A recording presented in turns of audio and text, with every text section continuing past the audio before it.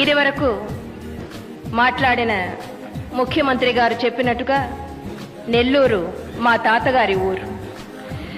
అందరికీ నా వందనములు. ఆంధ్రప్రదేశ్ ముఖ్యమంత్రి గారు నేను పాల్గొన్నాము.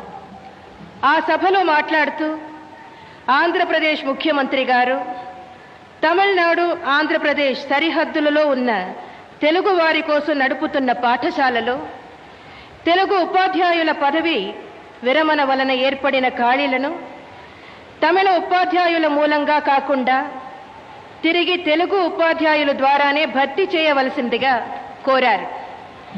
ఈ విధంగా తెలుగు ఉపాధ్యాయుల పదవిని తెలుగు ఉపాధ్యాయుల ద్వారానే భర్తీ చేయడం అనే పద్ధతిని ఈ మధ్య కొంతకాలంగా మాత్రమే కొనసాగించడం ఆపు చేశారు.